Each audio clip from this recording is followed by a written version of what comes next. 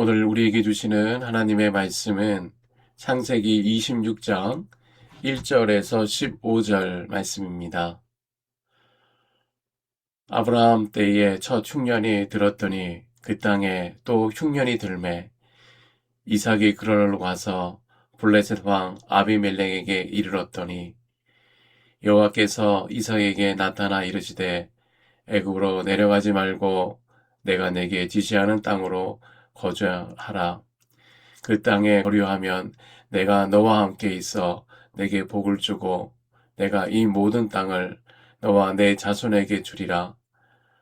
내가 내 아버지 아브라함에게 맹세한 것을 이루어 내 자손을 하늘의 별과 같이 번성하게 하며 이 모든 땅을 내 자손에게 주리니 내 자손으로 말미암아 천하 만민이 복을 받으리라.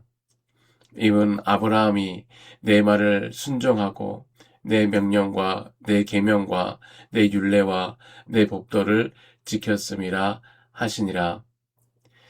이삭이 그랄에 거주하였더니 그곳 사람들이 그의 아내에게 대하여 물으매 그가 말하기를 그는 내 누이라 하였으니 리브가는 보기에 아리따움으로 그곳 백성이 리브가로 말미암아 자기를 죽일까 하여 그는 내 아내라 하기를 두려워함이었더라.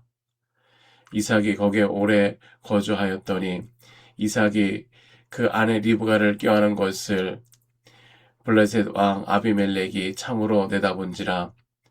이에 아비멜렉이 이삭을 불러 이르되 내가 분명히 내 아내건을 어찌 내 누이라 하였느냐. 이삭이 그에게 대답하되 내 생각에 그로 말미암아 내가 죽게 될까 두려워하였음이로다. 아비멜렉이 이르되 내가 어찌 우리에게 이렇게 행하느냐. 백성 중 하나가 내 아내와 동침할 뻔하였도다. 내가 죄를 우리에게 입혔느니라. 아비멜렉이 이에 모든 백성에게 명하여 이르되 이 사람이나 그의 아내를 범하는 자는 죽이리라 하였더라. 이삭이 그 땅에서 농사하여 그 해에 100배나 얻었고 여호와께서 복을 주심으로 그 사람이 창대하고 왕성하여 마침내 거부가 되어 양과 소가 떼를 이루고 종이 심이 많으므로 블레셋 사람이 그를 시기하여 그 아버지 아브라함 때에 그 아버지의 종들이 판 모든 우물을 막고 흙으로 메었더라. 아비멜렉이 이삭에게 이르되 내가 우리보다 크게 강성한즉 우리를 떠나라. 이삭이 그곳을 떠나 그랄 골짜기에 장막을 치고 거기 거류하여 그 아버지 아브라함 때에 팠던 우물을 다시 팠으니 이는 아브라함이 죽은 후에 블레셋 사람이 그 우물을 메었음이라. 이삭이 그 우물들의 이름을 그의 아버지가 부르던 이름으로 불렀더라. 이삭의 종들이 골짜기를 파서 샘 근원을 얻었더니 그럴 목자들이 이삭의 목자와 다투어 이르되 이 물은 우리의 것이라 하매 이삭이 그 싸움으로 말미암아 그 우물의 이름을 에색이라 하였으며 또 다른 우물을 팠더니 그들이 또 다투었으므로 그 이름을 신나라 하였으며 이삭이 거기서 옮겨 다른 우물을 팠더니 그들이 다투지 아니하였으므로 그 이름을 르호봇이라 하여 이르되 이제는 여호와께서 우리를 위하여 넓게 하셨으니 이 땅에서 우리가 번성하리로다 하더라. 이삭이 거기서부터 브엘세바로 올라갔더니 그 밤에 여호와께서 그에게 나타나 이르시되 나는 내 아버지 아브라함의 하나님이니 두려워하지 말라. 내 종 아브라함을 위하여 내가 너와 함께 있어 내게 복을 주어 내 자손이 번성하게 하리라 하신지라. 이삭이 그곳에 제단을 쌓고 여호와의 이름을 부르며 장막을 쳤더니 이삭의 종들이 거기서 우물을 팠더라. 아멘. 오늘 우리는 이삭을 만납니다. 아버지 아브라함이 겪었던 그 흉년이 아들 이삭에게 또 찾아왔습니다. 인생의 시련은 이렇게 대를 이어서 반복되었어요. 예외가 없습니다. 이삭은 풍요의 땅 애굽으로 내려가려 했습니다. 합리적인 선택이죠. 그런데 하나님께서 막으십니다. 물도 없고 먹을 것도 없는 그 땅에 머물라 하십니다. 이상한 말씀이죠. 이해가 안 되는 말씀입니다. 그런데 오늘 본문 전체가 우리에게 한 가지 답을 줍니다. 머무는 자에게 하나님은 마침내 넓은 곳 열어주신다는 것입니다. 오늘 새벽 본문이 들려주는 음성을 듣는 귀한 시간이 되기를 바랍니다. 첫째, 하나님이 원하시는 곳에 머물러야 합니다. 먼저 하나님은 이사야에게 말씀하십니다. 이 땅에 머물라. 이 머뭄이라는 것이 무엇입니까? 단지 도망가는 것을 넘어서 머뭄은 하나님께 더 깊이 뿌리 내리는 시간입니다. 기다리는 동안 은혜가 스며듭니다. 기도하는 동안 하나님의 성품이 우리 안에 스며드는 것이죠. 꽁꽁 녹슬어 버린 자물쇠를 여는 비결을 생각해 봅시다. 그 비결이 무엇입니까? 무거운 망치가 아닙니다. 미세한 틈새로 소리 없이 파고드는 작은 기름 한 방울입니다. 기름 한 방울은 처음에는 아무것도 일하지 못하는 것처럼 보이죠. 그러나 보이지 않는 틈새를 따라 금속의 가장 깊은 곳까지 스며듭니다. 그리고 마침내 굳게 닫혀 있던 자물쇠를 부드럽게 돌려놓습니다. 믿음의 머문도 이와 같습니다. 당장은 아무 변화가 없어도 하나님 앞에 머무는 시간 속에서 하나님이 주시는 은혜는 우리 마음 깊은 곳까지 스며듭니다. 그리고 어느 순간 굳어있던 마음이 풀리고 닫혀있던 길이 열리며 하나님의 새 일이 시작됩니다. 하나님의 나라는 늘 요란하지 않습니다. 때로는 아주 작고 조용하게, 그러나 결코 멈추지 않는 방식으로 임합니다.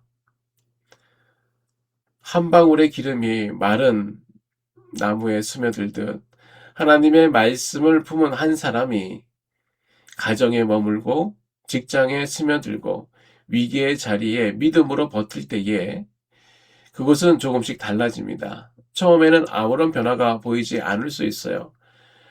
여전히 가정은 차갑고 직장은 답답하고 재정의 문제는 무겁게 느껴집니다. 그러나 하나님의 말씀은 결코 헛되이 스며들지 않습니다. 침묵 속에서도 역사하시고요. 기다림 속에서도 뿌리를 내리고 마침내 하나님이 정하신 때에 생명의 열매를 맺습니다. 환경이 두려워 도망만 다니는 사람은 평생 상황의 노예로 살아갑니다. 그러나 하나님을 의지하며 머무는 사람은 마침내 그 상황을 변화시키는 주인이 됩니다. 오늘을 사는 우리에게도 이 말씀은 동일하게 적용이 됩니다. 하나님께서 우리를 이 땅에 보내셨다는 사실을 깨닫는 순간 이 땅의 메마른 틈새에 그리스도의 은혜가 들어가고 또 우리의 삶을 통해 그리스도의 향기가 흘려보내질 줄 믿습니다. 둘째로 두려움의 방향을 바꿔야 합니다. 이삭은 말씀대로 머물렀어요. 그러나 머문다고 두려움이 사라진 것은 아니었습니다. 7절을 보십시오. 이삭은 자기 아내 리브가를 누이라고 속였습니다. 왜 그럴까요? 성경은 분명히 기록합니다. 7절에 그곳 백성이 리브가로 말미암아 자기를 죽일까 하여 그가 두려워함이었더라. 머문 자도 두려워합니다. 약속의 자녀가 흉년의 땅 한 복판에서 비겁한 거짓말쟁이로 전락한 순간입니다. 믿음이 있다고 해서 두려움이 아예 사라지는 것은 아니죠. 이 땅을 사는 동안 두려움은 늘 우리에게 다가옵니다. 문제는 두려움이 있느냐 없느냐가 아니라 두려움이 어디를 향하고 있느냐입니다. 두려움의 방향이 사랑과 환경을 향한다면 그것은 공포가 됩니다. 그러나 그 화살표를 하나님께 돌리면 그것은 경외가 돼요. 같은 두려움이라도 방향이 다르면 결과가 완전히 다릅니다. 공포는 사람을 거짓되게 만들고 경외는 사람을 정직하게 만듭니다. 이삭의 두려움은 잘못된 방향을 향했어요. 그 결과 그는 자기를 지키려다가 가장 사랑하는 아내를 위기에 빠뜨렸습니다. 두려움이 본래 그렇습니다. 사람을 성급하게 만들고 가장 가까운 이에게도 잔인해지게 되는 것이죠. 본문 10절을 봅시다.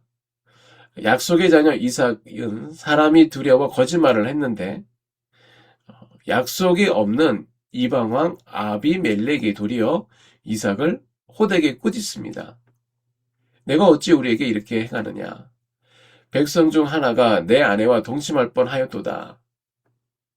약속받은 자가 죄를 짓고 있고 약속 없는 자가 하나님의 백성을 책망하고 있는 것입니다. 그런데 바로 그 순간 하나님께서 어떻게 하십니까? 24절에 하나님은 이사에게 친히 나타나 말씀하십니다. 나는 내 아버지 아브라함의 하나님이니 두려워하지 말라. 내가 너와 함께 있어 내게 복을 주리라. 두려워하지 말라. 아브라함에게도 야곱에게도 모세에게도 그리고 마침내 베들레헴에 있는 목자들에게도 하나님께서 가장 먼저 들려주는 음성, 이것이 바로 두려워하지 말라였습니다. 왜 두려워하지 말라고 하십니까? 그 다음 말씀이 늘 따라 붙습니다. 내가 너와 함께 있다. 두려움을 이기는 것은 함께함에 대한 확신입니다. 곧 경외입니다. 오늘 저와 여러분의 두려움은 어디를 향해 있습니까? 사람입니까? 하나님의 손입니까? 사람의 시선입니까? 하나님의 약속입니까? 하나님을 두려워하면 세상의 모든 것이 두려워하지 않아요. 두려운 방향만 하나님께 바뀐다면, 그러면 하나님께서 귀 쓰시고 또 하나님 앞에 머무는 일이 가능해지는 것입니다. 셋째, 단을 쌓아야 합니다. 이삭이 머물기로 결단했을 때 시련은 거기서 끝나지 않습니다. 오히려 그때부터 시작이었어요. 블레셋 사람들이 와서 이삭이 판 우물마다 흙으로 메어버립니다. 그랄 왕은 그를 추방합니다. 이삭이 또 우물을 팝니다. 그러자 그랄 목자들이 이 우물은 우리 것이다 라고 다투며 빼앗아갑니다. 그 우물 이름은 에색, 곧 다툼입니다. 또 우물을 팝니다. 또 뺏깁니다. 이번 우물 이름은 신나고 대적함입니다. 여러분 한두 번도 아니고 연속해서 빼앗기면 보통 사람은 무너지죠. 분노하고 보복하고 결국 떠납니다. 그러나 이삭은 무너지지 않았어요. 또 다른 우물을 팝니다. 그리고 이번에는 다투지 않았습니다. 그 우물 이름이 바로 르호봇. 이 르호봇의 뜻은 넓은 곳이란 뜻입니다. 22절에 이름을 르호봇이라 하여 이제는 여호와께서 우리를 위하여 넓게 하셨으니 이 땅에서 우리가 번성하리라. 빼앗기고 또 빼앗기던 그 좁은 자리에 하나님은 마침내 이삭에게 넓은 자리를 열어주십니다. 사람이 좁히려 할 때 하나님은 넓히세요. 세상이 빼앗으려 할 때 하나님은 더해 주시는 분이십니다. 그런데 본문이 우리에게 그 비밀을 보여주는 대목이 다음입니다. 르호봇을 얻기 직전에 이삭이 한 일이 무엇입니까? 우물을 판 것이 아니에요. 25절을 보십시다. 이삭이 그곳에 단을 쌓고 여호와의 이름을 부르며 거기 장막을 치고 그의 종들이 거기서 우물을 팠더라. 순서가 이렇습니다. 순서가 보이십니까? 첫째, 단, 예배가 먼저이고 장막, 거주가 다음이고 우물, 생계가 마지막입니다. 우리는 보통 반대로 살죠.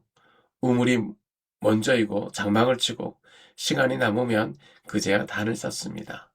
그런데 이삭은 단을 먼저 쌓아요. 하나님과의 관계가 맨 앞이었습니다. 그러자 그가 파는 모든 우물에서 우물이 터져 나왔습니다. 우리는 살아가면서 지치기도 하고 빼앗기고 또 빼앗겨 무너지기 직전일 때가 있습니다. 지금은 우물을 더 깊이 팔 때가 아닙니다. 그때는 단을 다시 쌓을 때입니다. 예배의 단이 회복되면 우물은 하나님께서 친히 터뜨려 주십니다. 이삭이 단을 쌓고 머물자 놀라운 일이 일어났어요. 그를 시기하며 쫓아내던 블레셋 왕 아벨렉이 제발로 이삭을 찾아옵니다. 그리고 이렇게 말합니다. 28절입니다.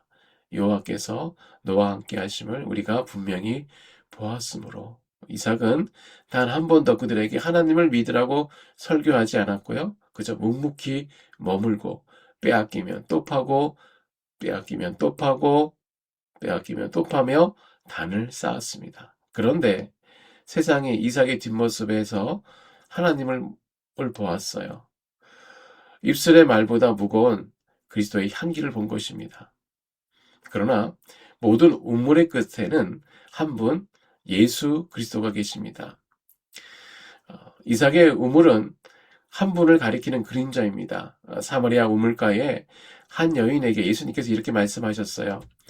요한복음 4장 13절에서 14절에 이 물을 마시는 자마다 다시 목마르려거니와 내가 주는 물을 마시는 자는 영원히 목마르지 아니하리니 내가 주는 물은 그 속에서 영생하도록 솟아나는 샘물이 되리라. 이삭이 판 우물은 빼앗겼습니다. 그러나 그리스도께서 주시는 우물은 아무도 빼앗을 수 없습니다. 이삭의 르호봇은 한 뼘 땅의 넓힘이었죠. 그러나 그리스도의 르호봇, 그리스도께서 넓히는 곳은 영원의 넓힘이며 영원한 넓음입니다. 죽음을 뚫고 부활로 열린 영원한 넓은 자리입니다. 골고다 언덕에서 주님을 외치셨어요. 내가 목마르다. 빼앗긴 우물 곁에서 갈증을 견디셨던 그 분이, 목마랐던 그 분이 마침내 우리에게는 영원히 목마르지 않는 생수의 근원이 되어 주셨어요. 그분이 십자가에서 모든 것을 빼앗기심으로 우리는 이제 빼앗기지 않는 우물을 얻었습니다. 그분이 좁은 무덤으로 들어가심으로 우리는 부활의 르호봇, 영원한 넓은 자리로 들어갈 수 있게 되었습니다. 오늘 살면서 빼앗긴 우물 때문에 마음이 무겁습니다. 그러나 오늘 본문은 말합니다. 염려하지 마십시오. 하나님은 더 큰 우물을 예비하고 계십니다. 그리고 그 모든 우물의 마지막에는 그리스도라는 영원한 넓은 곳, 르봇이 저와 여러분을 기다리고 있습니다. 말씀의 결론입니다. 오늘 우리는 이삭의 삶을 통해 하나님께서 열어주시는 르호벳의 은혜를 보았어요. 르호봇은 끝까지 하나님을 붙드는 자에게 하나님께서 친히 열어주시는 넓은 자리입니다. 다툼이 멈추고 숨이 트이고 하나님의 평안이 머무는 은혜의 공간입니다. 그러므로 하나님이 머물게 하시는 자리에서 믿음으로 버티고 기도로 버티고 끝까지 하나님을 바라보며 버티길 바랍니다.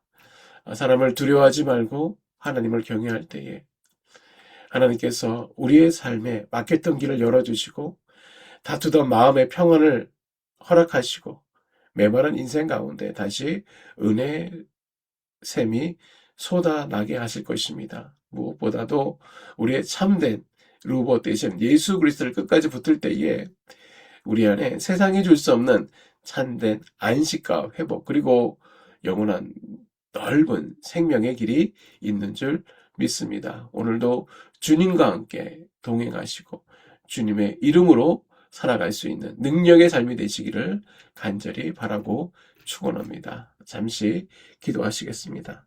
사랑의 하나님 아버지 감사합니다. 오늘 새벽 우리를 말씀의 자리로 불러주시니 감사합니다. 우리의 삶을 돌아보면 자주 문제를 만나 두려워하고 또 힘들어지면 그 문제를 회피하고 떠나려 했습니다. 그러나 오늘 본문에서 말씀하신 이삭처럼 하나님이 머물게 하신 자리에 믿음으로 견디는 저희들 되게 하여 주시옵소서.